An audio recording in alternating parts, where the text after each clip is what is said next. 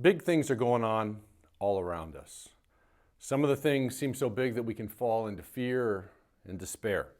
Sometimes it seems like the walls are crashing in, or maybe it feels like the wheels are falling off. It might be time for us to stop and back it up a little bit and remember that there is one who is bigger. There's one who is stronger and more powerful than anything that we're seeing, walking through, anything that's coming at us. So let's talk about this today. Title of today's Daily Dose is God is More Powerful. God is more powerful. You know, when we look at the characteristics of God, we quickly discover that God is omnipotent. The word omnipotent or omnipotence it's derived from two Latin words. The first word is omni, which means all, and then potens, which means powerful. In other words, omnipotent, omnipotence means God is all powerful. And maybe you want to even just say that right now. God, you are all powerful. God, you are all powerful. You know, He can do anything He wants to do. There are no limits whatsoever on God's power to do what He decides to do because He is omnipotent. Dr. Wayne Grudem, professor, theologian, and he was a guest right here last year at Evident Life Church. He simplifies omnipotence to these three words. He says, omnipotence, God is able. God is able. He's able to do everything He needs to do or wants to do. God is able. So here's a question for you today. Is anything too hard for our powerful God? Is what's going on in your life, in your relationships, in your health, or in this messed up world all around you, is it too big or too hard for God? Now, let me remind you before you even answer that question, God is the one who spoke the universe and everything in it into being. And it came, it happened. So is anything too hard or too powerful for God? No. Let's also remember this. God spoke and made something out of nothing. The sun, the moon, the stars, the galaxies. He made you. He made me. God is powerful. God is able. God delivered His people out of captivity. He parted a sea and then a river. He provided supernatural victory at Jericho. He gave Gideon victory over tens of thousands. God made time stand still at the request of Joshua during a battle for the promised land. He spoke, "Arise," and Lazarus came back to life.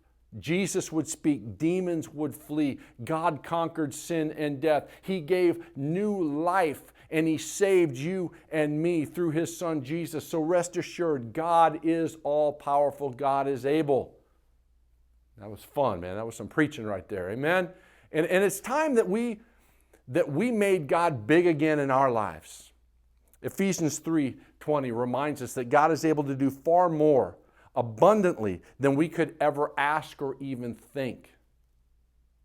God is bigger than we can even imagine. Jeremiah 32:17 declares this, says, "Ah, sovereign Lord, you have made the heavens and the earth by your great power and outstretched arm. Nothing is too hard for you." Nothing is too hard for God. And in Luke 1, verse 37, we read this angel proclaiming this, "For nothing is impossible with God." God's omnipotence means nothing is too hard for God. So again, do you have something in your life that you think is too hard for God? Maybe it's your healing, your deliverance from a besetting sin. Maybe it's the lives of your children and their futures. Maybe it's your marriage. Today, you need to be reminded, and I believe you even need to confess with your mouth, that there is no promise too hard for God to fulfill.